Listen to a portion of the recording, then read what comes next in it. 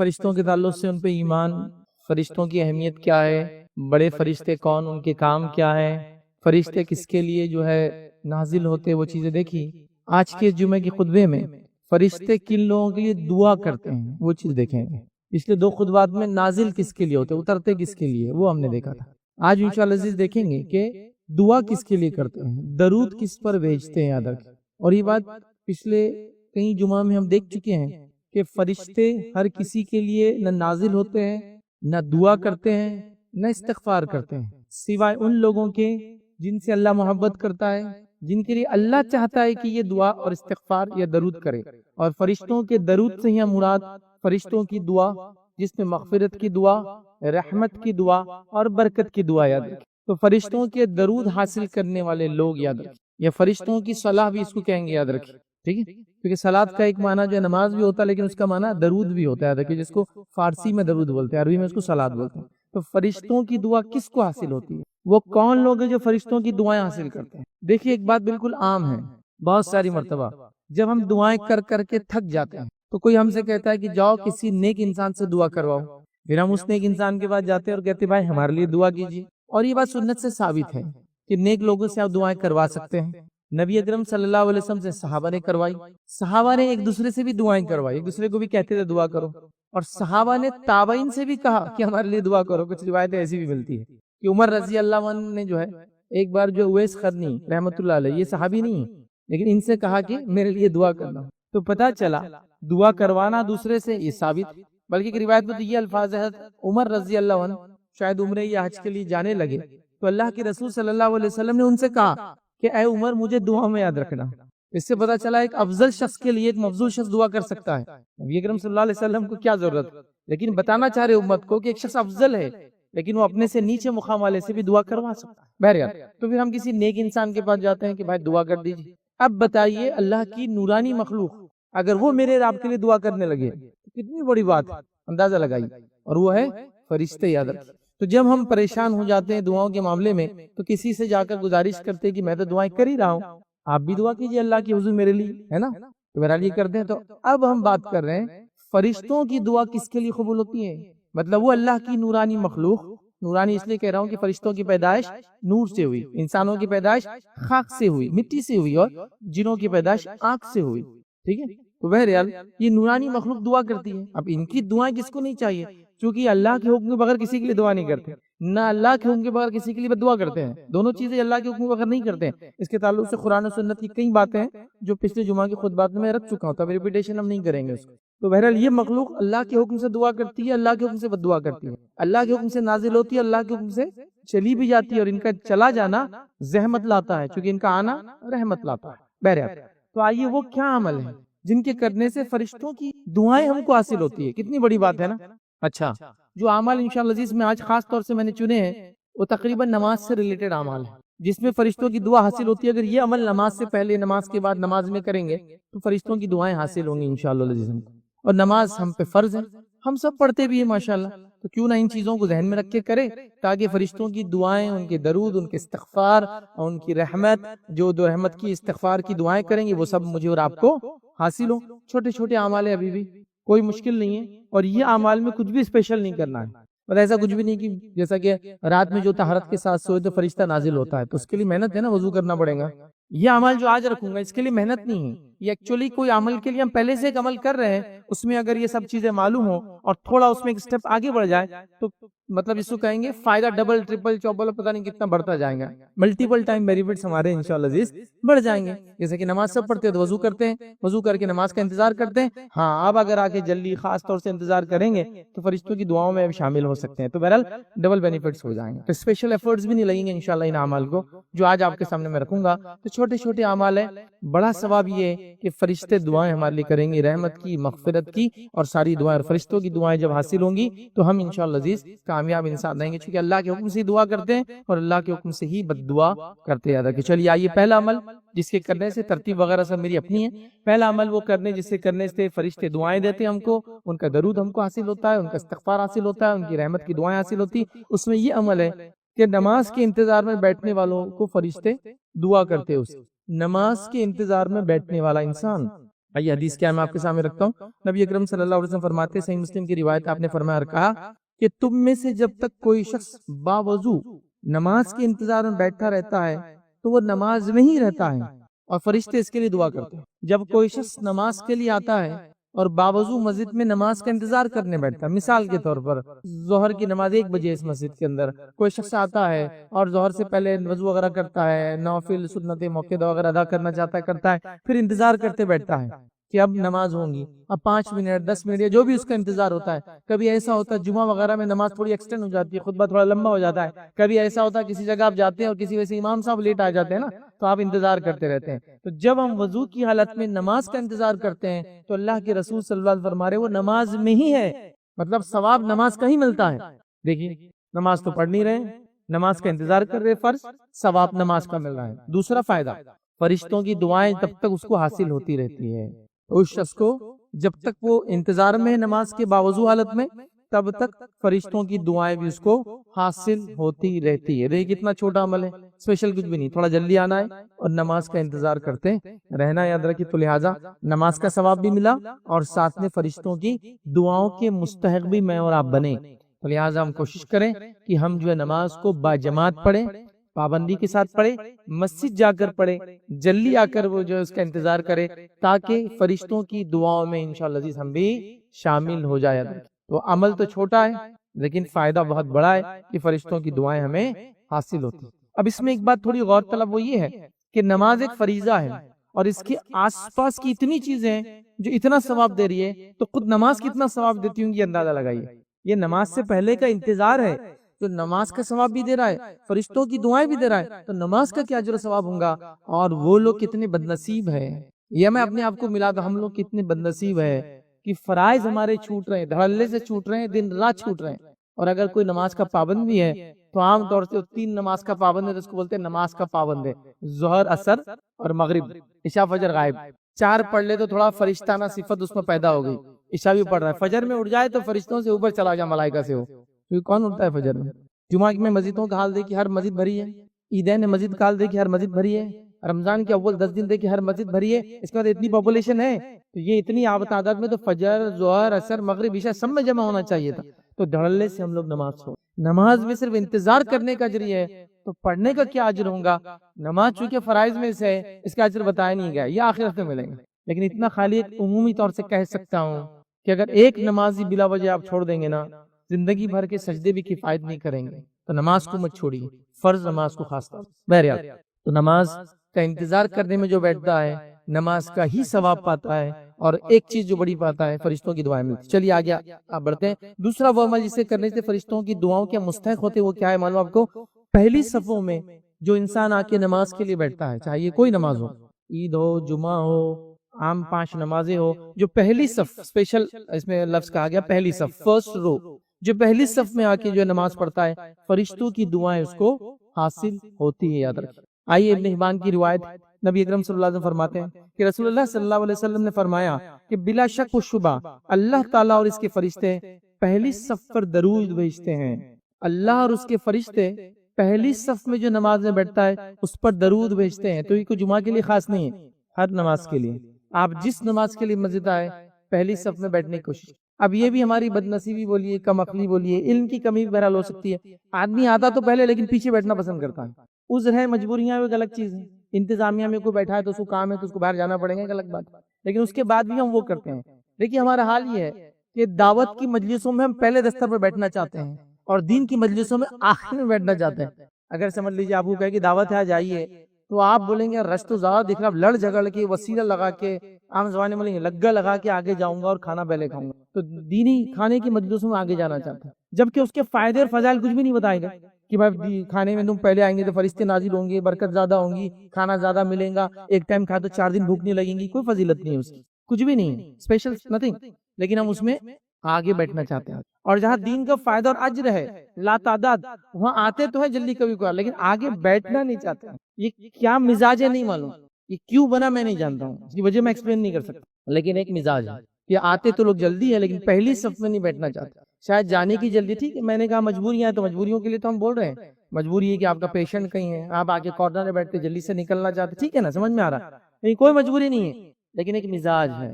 آپ کو کیا لگتا ہے پہلی صف میں جو اتنا اجر مل رہا ہے یوں ہی دیا جا رہا ہے؟ ایسی ظاہر سی بات ہے دل نہیں چاہتا ہے وہ کرنے کو، تبھی تو ریوارڈ اسپیشل دیے جا رہے ہیں.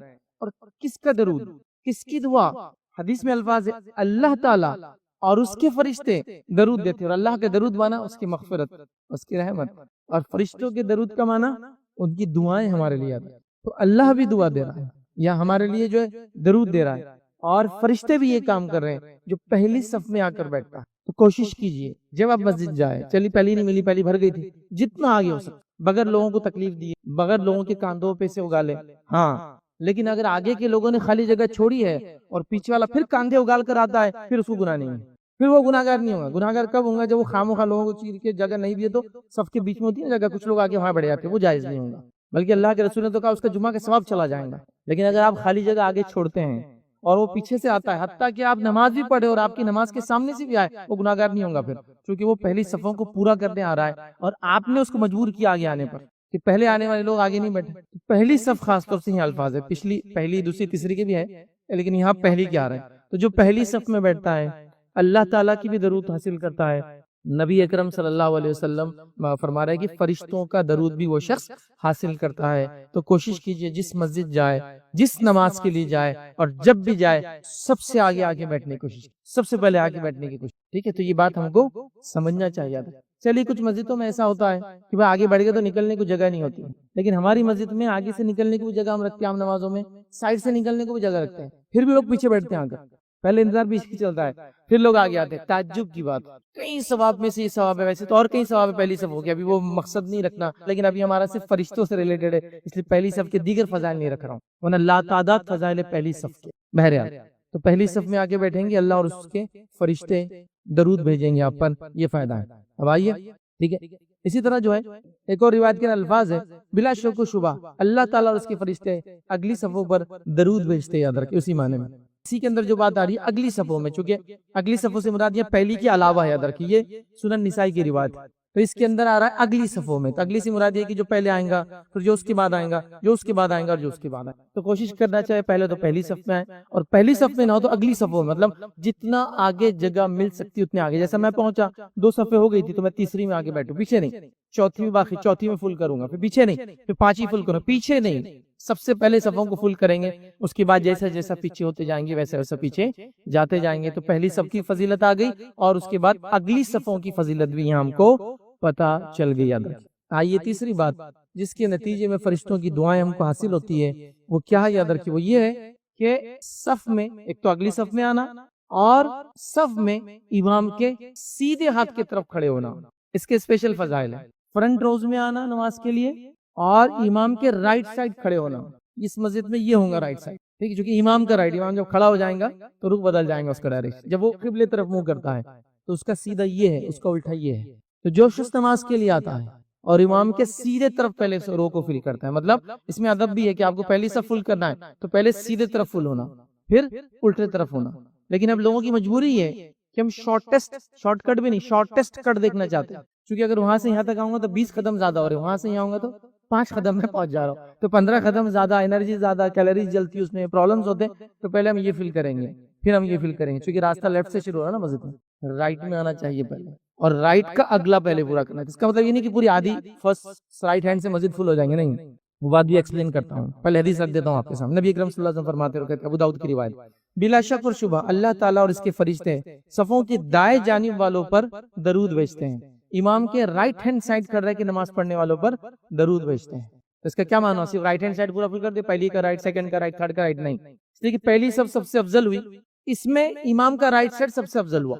میں لیفٹ اس لیے بتا رہا ہوں کہ یہاں امام کا رائٹ یہ ہوتا ہے. تو پہلا جو پہلی صف کا سب سے افضل پارٹ ہے امام کا رائٹ سائڈ، پھر اس کا لیفٹ سائڈ.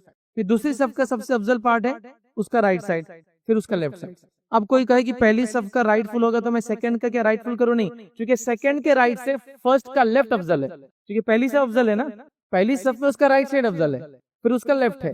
دوسری صف میں اس کا رائٹ ہے، پھر اس کا لیفٹ ہے. لیکن لیفٹ جو سیکنڈ رو ہے، دوسری جو صف ہے، وہ پہلی صف سے کبھی بھی افضل نہیں ہے، چاہے اس کے رائٹ میں کھڑو چاہے لیفٹ میں، تو یہ افضل ہے. تو پہلے پہلی صف فل کرنا چاہیے، جس میں لوگ آتے پہلے رائٹ تلاش کر. جیسا آپ کو اگر مل جائے کہ اے سی ٹرین ہے اور سیٹ فری مل رہی تو سب سے اچھی جگہ پہلے بھاگتے ڈھونڈیں گے، تو ویسے سب سے اچھا مقام یہ ہے کہ آتے ہی سب سے رائٹ ہینڈ کے سائڈ سب سے آگے بیٹھنے کی کوشش کرنا چاہیے. اور اگر پہلی صف فل ہو رہی ہے تو پہلے اس کا رائٹ پھر اس کا لیفٹ, پھر سیکنڈ میں آپ پہنچے تو پہلے اس کے رائٹ میں بیٹھنے کی کوشش, وہ فل ہے تو پھر اس کا لیفٹ, پھر تھرڈ میں پہنچے تو اس کا رائٹ پھر اس کا لیفٹ, پھر اس کے بعد اور اس کے بعد اور اس کے بعد. تو فرشتوں کی دعائیں ان لوگوں کو حاصل ہے جو صفوں کے اندر آتے ہیں اور امام کے رائٹ سائڈ بیٹھتے ہیں. یاد رکھیں وہ ان کا بھی رائٹ سائڈ ہوتا ہے, جو آپ ادھر دیکھتے ہوئیں گے آپ کا رائٹ سائڈ بھی یہی رہیں گے, تو رائٹ سائڈ میں بیٹھتے ہیں. تو یہ اس کی فضیلت یہ ہے کہ فرشتے ان لوگوں کے لیے دعائیں کرتے ہیں. کتنی بڑی بات ہے, دیکھیے کرنا کچھ نہیں, تھوڑا سا مینجمنٹ, نماز کو تو آئے رہے بیٹھ بھی رہے, بس تھوڑا سا ایڈجسٹمنٹ کر کے سوچ سمجھ کے بیٹھنا تاکہ مجھے اجر و ثواب ملے, ٹھیک ہے, اور میں اس کا بینیفٹ اور فائدہ اٹھا لوں. یہ بہت بڑی بات ہے, یاد رکھیں یہ بہت بڑی بات ہے, اس کو سمجھنے کی ضرورت ہے. یاد رکھیں اور کچھ بھی نہیں کرنا ہے, ایسے میں نے شروع میں کہا ان کاموں کے لیے کچھ بھی نہیں کرنا ہے. خواتین کے اندر بیٹھی ہے وہ بھی چیزوں کو سن رہی ہے. خواتین کے اندر ایک عجیب مزاج ہے, وہ پہلی بار جمعہ کو جب جس مسجد میں آتی جہاں بیٹھتی ہے, دوسرے بار آتی ہے تو وہیں بیٹھتی ہے, چاہے اگلی پوری صفحے خالی رہے. نہیں ہم یہیں بیٹھتے ہر بار, بلکہ آ کے دوسروں کو اٹھاتے ہو, اٹھو یہاں سے, کتنے جمعہ سے ہمارے یہیں بیٹھتے, چلو آگے جاؤ آپ, اور خود پیچھے بیٹھ رہی ہیں.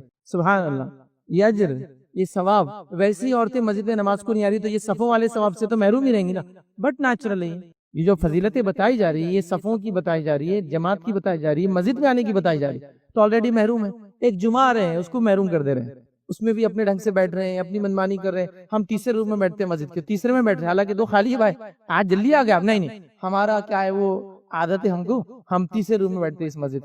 پہلے میں بیٹھیے, اس کی پہلی صف میں بیٹھی, پہلی فلور کی دوسری میں بیٹھی, پھر اس کی تیسری میں بیٹھی, پھر اس کی چوتھی میں بیٹھی, پھر اس کی پانچویں میں بیٹھی. یہ طریقہ ہے. پھر پہلا روم فل ہو گیا, پھر سیکنڈ روم میں جائیے, پھر سیکنڈ فل ہو گیا, پھر تھرڈ میں جائیے. یہ نہیں کہ ہم یہاں بیٹھتے تو ہم بیٹھیں گے, چونکہ خیر بہرحال علم کی کمی ہے, اس سے ساری چیزیں ہوتی ہیں. اللہ رحم کرے, ہمیں علم حاصل کرنے کی توفیق عطا فرمائے. بہرحال تو اب آ گیا اگلی صفحے آ گئی, اور اس میں رائٹ ہینڈ سائڈ کی فضیلت بھی ہم نے دیکھ لیا. یہ اسی طرح جو ہے ایک اور فضیلت یاد رکھیے, جو آج چوتھی بات ہم دیکھیں گے وہ یہ ہے, فرشتے جس کے لیے دعا کرتے وہ یہ ہے کہ صفوں کو ملانے والوں سے پر فرشتے دعا کرتے ہیں. صفوں کو ملا کر کھڑے رہنے والوں کے لیے, مطلب جب نماز کے لیے ایک انسان کھڑے ہو تو مل کر کھڑے ہو, اس کے لیے ایسے شخص کے لیے فرشتے دعائیں کرتے ہیں. آئیے حدیث سن لیتے, پہلے اس کے بعد اس کی تفصیلات دیکھتے ہیں. یہ جو مسند احمد کی روایت ہے, نبی اکرم صلی اللہ علیہ وسلم فرماتے ہیں اور کہتے ہیں, بلا شک و شبہ اللہ عز و جل اور اس کے فرشتے علیہ السلام صفوں کو ملانے والوں پر درود بھیجتے ہیں. اللہ تعالیٰ اور اس کے فرشتے صفوں کو ملانے والوں پر درود بھیجتے ہیں. صفوں کو ملانا, اس میں کسی مسلک کا اختلاف نہیں ہے کہ صف میں جب کھڑے ہو تو مل کر کھڑے ہو, قدم سے قدم لگے, کاندھے سے کاندھا لگے. اس میں کوئی دو رائے کسی مسلک کی نہیں ہوتی ہے, کسی جماعت کی نہیں ہے. یہ ہماری جہالت اور کم علمی کا نتیجہ ہے. ہر آدمی دوسرے سے دور کھڑا ہونا چاہتا ہے نماز کے اندر. یہ حدیث میں الفاظ ہے, اس کے لیے ضروری ہے کہ وہ ایسا کرے, اس لیے کہ اس کی دعائیں. اور کیوں ضروری ہے, دوسری روایت بھی انشاءاللہ رکھتا ہوں. تو جب ہم نماز میں ہم آئے سب سے پہلے پہلی صف میں اس کے رائٹ سائڈ کھڑے رہنے کی کوشش کرنی, پھر لیفٹ. جب جماعت کھڑے ہو تو جب ہم کھڑے ہوں گے تو ظاہر سی بات ہے, ابھی بیٹھتے ہیں تو تھوڑا سا جگہ ہوتی ہے, کیا مل کر کھڑے ہو. مل کر کھڑے ہونے سے مراد قدم سے قدم اور کاندھے سے کاندھا ملنا چاہیے. وہ لوگ بھی غلط کرتے ہیں جو قدم سے قدم ملاتے اور کاندھے سے کاندھا نہیں ملتے ہیں, وی بنا دیتے نیچے سے شیپ, مطلب اے شیپ میں کھڑے ہو گئے, پیر اتنے دور کہ دوسرا آدمی اب کھڑے ہی نہیں ہو سکتا آپ کے پاس. کیسا کھڑوں گا وہ, آپ سے کاندھا کیسے ملائیں گے بتائیے. اگر میں ایسا کھڑے رہوں گا تو میرا بازو والا تو یہ پیر سے ملائیں گا تو وہ 1 فٹ تو ایسے ہی دور ہو گیا. تو ظاہر سی بات ہے وہ اے شیپ میں تو کھڑے نہیں سکتا, ٹھیک, اس کو کھڑے رہنا پڑے گا ایچ شیپ میں, جو انگلش کا الفابیٹ ہوتا ہے سیدھا بالکل دونوں طرف. جب وہ ایسا کھڑا ہوگا تو کاندھا بھی اور پیر, مطلب اتنے ہی پیر پھیلائیں گا جتنے اس کے کاندھے ہوں گے. تو جب بازو والا آئے گا وہ بھی پیر سے پیر لگائیں گا, کاندھے سے کاندھا لگائیں گا. لیکن وہ علم بھی نہیں ہے. ابھی چلو مسجد میں اتنا اپڈیٹ ہوا تو اعلان ہوتا ہے کہ کاندھے سے کاندھا لگائیے, اچھی بات ہے, یہ بھی ایک قدم آگے آ گیا. لیکن حدیث میں صرف کاندھا نہیں ہے, حدیث میں 2 الفاظ ہے, قدم سے قدم پہلے اور پھر کاندھے سے کاندھا ہے. مطلب فیٹ سے فیٹ لگیں گے اور شولڈر سے شولڈر لگیں گے. اب ایک سوال آتا ہے کہ جب پیر لگیں گے تو سب کے پیر کے سائز الگ ہوتے ہیں, تو کیا ایک دوسرے کے سامنے الائن کریں گے تو ٹخنے سے ٹخنا سامنے آنا چاہیے, لگنا نہیں. حدیث میں کچھ لوگ لگانے کی کوشش کرتے, لگانے کے لفظ نہیں, کیونکہ ٹخنا لگائیں گے تو پیر ٹیڑھے ہو جائیں گے پھر آپ, کیونکہ ظاہر سے ٹخنا اندر ہوتا ہے, پیچھے کے حصے میں ہوتا ہے پیر, ہے نا. ہاتھ کے مقابلے میں پیر سامنے چوڑا ہوتا ہے اور پیچھے چھوٹا ہوتا ہے. تو الائنمنٹ کرنے کے لیے ٹخنے کے سامنے ٹخنا آنا, ٹچ ہونا ضروری نہیں, سامنے آنا. تو میرا یہ پیر ہے ٹخنا ہے, اس کا ٹخنا ایسا آنا. اب آگے کا سائز آگے پیچھے ہو سکتا ہے پیر کا, تو یہ بھی آگے حدیث میں وضاحت. ٹخنے سے ٹخنا الائن کریں گے تو سب سیدھی ہو گئی. اس کے بعد قدم سے قدم, کاندھے سے کاندھا لگانے کی کوشش کریں گے. اب کوئی بہت چھوٹا ہے تو ظاہر سی بات ہے وہ بچہ کھڑا ہے تو کاندھا نہیں لگیں گا, کسی کی ہائٹ کم ہے تو میرے کاندھے سے نہیں میرے آ کے بائسپس جو ہے اس سے لگ جائیں گا، کوئی کاندھے سے لیں کو میرے کاندھے سے اوپر بھی جا سکتا ہے، بٹ میننگ یہ کہ جگہ خالی نہیں ہونا چاہیے، اس کا سینس ہے۔ تو آج ہم لوگ اس میں بھی جو افراط و تفریط کے شکار ہے۔ ایک حصہ وہ ہے جو کچھ بھی نہیں کر رہا ہے، تھوڑا سر کو بازو، کوئی نزدیک آ رہا تو بازو کر دیتے، اور کچھ کا حال یہ کہ قدم سے قدم ہی ملا رہے، کاندھا مل نہیں رہا، کیونکہ قدم اتنے پھیلا دی کہ اب کاندھا ملنے کا چانس ہی باقی نہیں رہا آپ کا۔ تو بہرحال ہم کو سمجھنا چاہیے، اور اللہ کے رسول صلی اللہ علیہ وسلم اس کے لیے کتنی محنت کرتے ہیں۔ آئیے ابن خزیمہ کی روایت آپ کے سامنے رکھتا ہوں۔ ایک صحابی رسول فرماتے اور کہتے ہیں، برا بن عازب رضی اللہ عنہ فرماتے اور کہتے ہیں کہ رسول اللہ صلی اللہ علیہ وسلم کی جو کی ایک جانب سے، مطلب رسول اللہ صلی اللہ علیہ وسلم صف کی ایک جانب شروع کرتے اور دوسری تک تشریف لے جاتے۔ جب لوگ صف میں کھڑے ہو جاتے، آپ امام رہتے، تو آپ سیدھے نماز نہیں پڑھاتے، آپ صف کے ایک کارنر میں جاتے اور وہاں سے نکل کے دوسرے کارنر تک جاتے، اور ہر انسان کا سینہ، دیکھیے حدیث کے الفاظ کیا ہیں، تشریف لے جاتے ہیں اور ہمارے کاندھوں اور سینوں کو چھوتے اور ان کو سیدھا کرتے۔ کاندھوں اور سینوں کو چھوتے مطلب چسٹ بھی آگے نکلنا چاہیے نماز میں۔ اللہ کے رسول نے اس کو بھی ناپسند کیا۔ ایک صحابی تھے جو کھڑے تھے، سینہ نکال کے، آپ نے کہا سینے کو اندر کرو، امت میں اختلاف چاہتے ہو، تو انہوں نے سینہ اندر کر لیا۔ سینہ بھی باہر نہیں ہے تو سینے کو ہاتھ لگا دے تاکہ وہ بھی اندر ہو، کاندھوں کو ہاتھ لگا دے تاکہ وہ ملے ہوئے ہو، اور قدم دیکھتے جاتے، اور اتنی سب کو سیدھا کرتے جیسا کہ ایک نیزہ۔ دیکھیے تیر اور نیزوں کو بہت سیدھا رکھنا پڑتا ہے، جب سیدھے ہوتے ہیں تو جب پھینکا جاتا ہے تو اپنے ٹارگیٹ کو اچیو کرتے، ورنہ تھوڑے بھی ٹیڑھے ہو جائے تو ڈائیورٹ ہو جاتے پھر اپنے ٹارگیٹ سے، اس لیے ان کو سیدھا رکھا جاتا ہے، اتنا سیدھا کرتے۔ تو آپ گھومتے ادھر سے ادھر، مطلب ابتدائی زمانہ جب صحابہ نئے تھے، بعد کے دور میں تو ان کو عادت تھی وہ سب بنانا شروع کر، لیکن آپ جاتے تھے ادھر سے لے کے ادھر تک، اور صفے قدم سے قدم، سینے سے کاندھا لگا ہوا ہے کیا، سینہ آگے پیچھے تو نہیں، صفوں کو سیدھا کرتے ہیں۔ آج ہمارا معاملہ یہ ہے کہ ہم ان سے دور رہنا چاہتے ہیں، اور حدیث میں کیا فرمایا آپ نے سنی آگے، آپ نے فرمایا کہا جب آپ ایسا کرتے ہیں صفوں میں، اور یہ کہتے ہیں اختلاف نہ کرو، مطلب صفوں میں کھڑے ہونے میں ایسی گڑبڑ مت کیا کرو، اختلاف نہ کرو، ٹھیک ہے، تمہارے دلوں میں باہمی اختلاف پیدا کر دیا جائے گا، اختلاف مت کرو صفوں میں کھڑے ہونے میں ایسا، ورنہ اللہ تمہارے دلوں میں اختلاف پیدا کر دے گا۔ صفوں کا سیدھا رہنا اتنا ضروری ہے، یہ معمولی بات نہیں۔ ایک روایت نے فرمایا صفوں میں خالی جگہ مت چھوڑو، میں نے شیطان کو بکری کے بچے کی شکل میں تمہارے بیچ میں آتے ہوئے دیکھا ہے۔ صفوں کے بیچ میں خالی جگہ مت چھوڑو، میں میرے سے چپکو مت، بازو کر رہا ہوں، آپ فرما رہے میں نے شیطان کو بکری کے بچے کی شکل میں دونوں پیروں کے بیچ میں آتے دیکھا، دو لوگوں کے۔ اور کون سا بکری کا بچہ آ سکتا ہے شیطان کی طرف سے، معلوم آپ کو؟ بڑے اور چھوٹے کا ڈیفرنس، مالدار اور غریب کا ڈیفرنس ہو رہا ہے نا۔ جب بھائی میں آپ میرے چپک کے مت کھڑ رہی ہے ایسا، میرے کپڑے بھی استری کر کے آیا، میں نے پوری نماز میں اس کو اوکریس نہیں آنا چاہیے، سمجھ رہے آپ؟ شیطان آ رہا ہے آپ کے اندر، اونچ اور نیچ کا، ہائی سٹیٹس اور لو سٹیٹس کا، میں بازو چپک کے نہیں کر سکتا آپ سے، سمجھ رہا؟ شیطان کئی طریقے کے صفوں میں آ کے ایسے اختلاف ڈال سکتا ہے، تو آپ فرما رہے گیپ مت چھوڑو، میں بکری کے شکل میں۔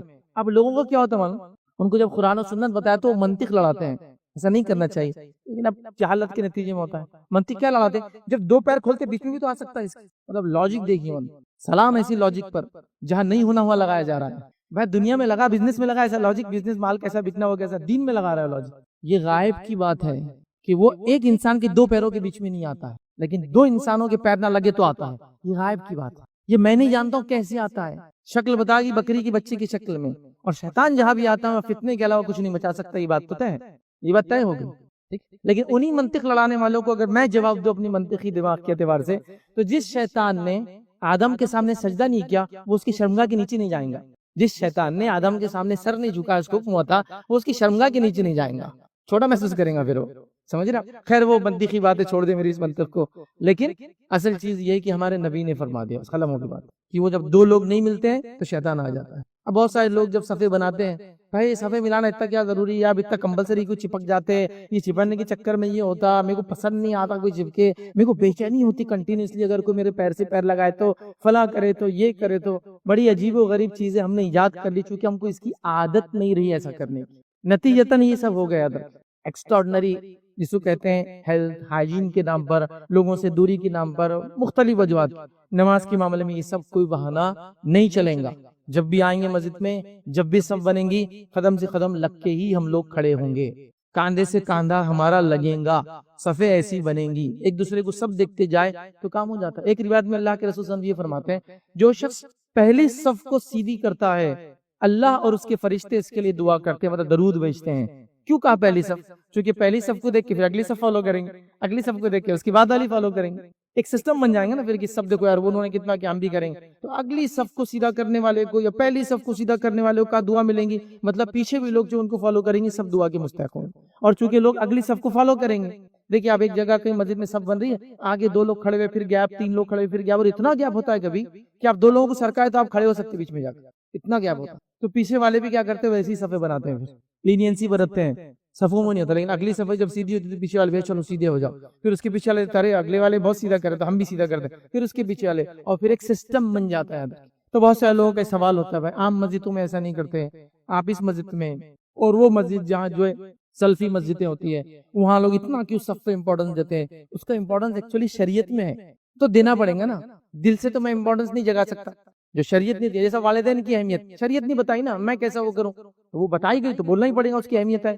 منمانی اگر میں کوئی فضیلت بتاؤں تو پھر آپ مجھے پکڑیں کہ بھائی یہ تو منمانی ہے کہ تو نے ماموں کی فضیلت بتا دی، چچا کی بتا دی، پھوپا کی بتا دی، خالہ کی، یہ خالو کی، خالہ کی تو ہے، یہ کہاں سے آئی؟ تو یہ تو ہے نہیں، میں نے رشتہ داروں کی فضیلت ہے، بھائی ویسا بولو، اب عام بات ہے، آپ اسپیسیفک کیسے کریں؟ لیکن جب والدین کا لفظ ہے کہ ماں کے قدموں کے نیچے جنت ہے، باپ جنت کا بیچ کا دروازہ ہے، تو یہ تو مجھے بولنا ہی پڑیں گی، اہمیت دینا ہی پڑیں گی، سب کچھ کرنا ہی پڑے گا۔ تو یہ شریعت ہے، اس میں کوئی جماعت، کوئی مسلک کا کوئی اختلاف نہیں ہے، صرف اور صرف ہماری جہالت کے نتیجے میں ہم ایسی صفیں بناتے ہیں جیسی آج بنا رہے ہیں، اور ہمارے دلوں میں اختلاف اس کی وجہ سے آ چکا ہے۔ کیا فرمایا اللہ کے رسول نے کہ صفوں کو سیدھا کرو ورنہ تمہارے دلوں میں اختلاف آ جائیں، اور آ چکا ہے، دل ٹیڑے ہو چکے ہیں، اختلاف آ چکا ہے ہمارے۔ تو اب ہمیں صف جب بھی بنانا ہے، یہ الگ بات ہے آپ صف بنانے کے لیے کسی سے قریب ہو، وہ ناراض ہو اور پسند نہ کرے تو ٹھیک ہے، پھر کیا کریں گے، پھر تو آپ کو ہٹ جانا پڑے گا، لیکن بزید ہے لوگ، عجیب و غریب معاملہ ہے لوگوں کا، اور لوگ سمجھنے کے لیے اس چیز کو تیار نہیں۔ ایک مرتبہ ایک مسجد میں جانا ہوا، ایک عادت ہے میں بھی کھڑا ہوتا ہوں کسی کے ساتھ، تو پہلی بار تو قدم سے قدم لگا دیتے ہیں، پھر وہ صاحب ہٹنا چاہے تو ہٹ جائے، ان کا مسئلہ ہے، پھر کیونکہ لوگ ناپسند کرتے ہیں، ہمارے پاس علم نہیں ہونے کی وجہ سے جہالت، تو وہ صاحب ہٹ گئے۔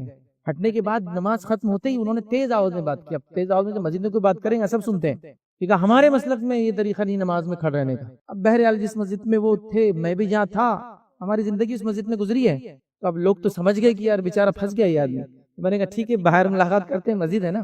پھر جب مسجد سے باہر نکلے تو دارالفتہ تھا بازو میں نے کہا آئیے بیٹھیں گے یہاں، مفتی صاحب اندر، میں نے کہا مفتی صاحب، انہوں نے کہا کہ ہمارے مسلک میں صف قدم سے قدم ملانا نہیں ہے، تو تھوڑا اگر آپ کچھ روشنی ڈالے۔ تو بہرحال وہ مفتی صاحب نے خوب ان کو لتاڑا، خوب لپیٹا ان کو، کہا کہ تمہاری جہالت کی وجہ سے مسلک اور جماعتیں بدنام ہوتی ہیں، کہاں سے لائے تم نے، کہاں پڑھے تم نے؟ تو کہا میں نے کبھی پڑھا نہیں، لیکن ہم جو مسجد میں پڑھتے وہاں نہیں کرتے۔ ٹھیک ہے نہیں کرتے، لیکن اس کا مطلب یہ تھوڑی ہے کہ عمل ثابت نہیں، جو آپ نے کہا ہمارے مسلک میں نہیں ہے، تو اس کا تعلق کسی مسلک سے اور جماعت سے نہیں ہے، اس کا تعلق سنت سے ہے، اس کا تعلق نماز کی اصلاح اور درستگی سے ہے۔ نبی اکرم صلی اللہ علیہ وسلم جب اٹھتے نماز کے لیے اور جب امامت کے لیے کھڑے ہوتے تو کہتے کہ صفوں کو درست کرو، صفوں کو سیدھا کرو، اعلان ہوتا ہے۔ ہمارے بعضی مسجد میں امام صاحب تھوڑا پڑھتے ہیں تو کچھ لوگ پوچھتے پہلے کیا بولتے ہیں نماز کھڑے رہتے، وہ یہ بولتے کہ صفوں کو سیدھا کرو، اگلی صفوں کو بھرو، خالی جگہ مت چھوڑو، ہے نا۔ آپ عرب میں بھی جائیں گے، حرم میں بھی جائیں گے، صفوں کو درست کرو اعلان کرتے، وَاعْتَدِلُوا، اعتدال کے ساتھ صفوں کو بھرو، مطلب یہ ایسا نہیں کہ ایک ہی طرف پورا بھر دیا، اعتدال کے ساتھ دونوں طرف بڑھتے رہو، تو یہ اعلان کرتے ہیں تاکہ صفیں درست ہو۔ اب ہمارے پاس لوگ بول رہے ہیں یہ کیا نہ اعلان ہے، یہ نبی اکرم صلی اللہ علیہ وسلم اعلان کیا کرتے تھے، جب نماز سے پہلے نبی کو اعلان کر رہا تو کیا معمولی چیز ہو سکتی ہے، اس کی کوئی اہمیت نہیں رہیں گی کہ صفوں کو درست کرو۔ آپ گھوم گھوم کے صفوں کو سیدھا کر رہے ہیں، لوگوں کے سینے کاندھوں کو ٹچ کر رہے ہیں، قدم سے قدم ملے نہیں دیکھ رہے ہیں، پھر آ کے نماز کھڑی کر رہے ہیں۔ اللہ اکبر۔ درگاہ کی روایت میں فرمایا نماز میں صفوں کو پیچھے آگے پیچھے مت کیا کرو، گیپس مت چھوڑا کرو، جیسا میں آگے دیکھتا ہوں، یہ آپ کا موضوع تھا، ویسے میں تم کو پیچھے بھی دیکھتا ہوں۔ مطلب میرے نماز میں کھڑے ہونے کے بعد تم اگر گڑبڑ کر رہے ہو تو یاد رکھ لو یہ اللہ کے رسول صلی اللہ علیہ وسلم کا معجزہ تھا کہ آپ جیسے آگے دیکھتے تھے ویسے آپ کو پیچھے بھی دکھتا ہے۔ کہیں آپ کے معجزات میں سے یہ بھی ایک معجزہ ہے، سمجھ رہے ہو؟ تو اتنا احتیاط کیا کہ میں دیکھ رہا ہوں تم کو نماز میں، سبحان اللہ۔ اور ہم لوگ بالکل احتیاط نہیں کرے، تو بہرحال اس معاملے میں ہم کو بڑی احتیاط کرنے کی ضرورت ہے۔ یہ چند وہ اعمال تھے، غالباً ہم نے شاید 4 یا 5 اعمال بہرحال آج دیکھے، 4 اعمال بہرحال جس کی وجہ سے فرشتوں کی دعاؤں کے مستحق ہوتے ہیں۔ عمل تو بہت چھوٹے تھے لیکن اہمیت کے حامل تھے، تو میں نے ایکسپلینیشن دینا یہاں ضروری سمجھا تاکہ اب ایک عمل بھی ہو جائے، سنت پہ بھی عمل ہو، فرشتوں کی دعائیں بھی حاصل ہو، اور ظاہر سی بات ہے نماز کی درستگی میں بھی تمام شامل ہے۔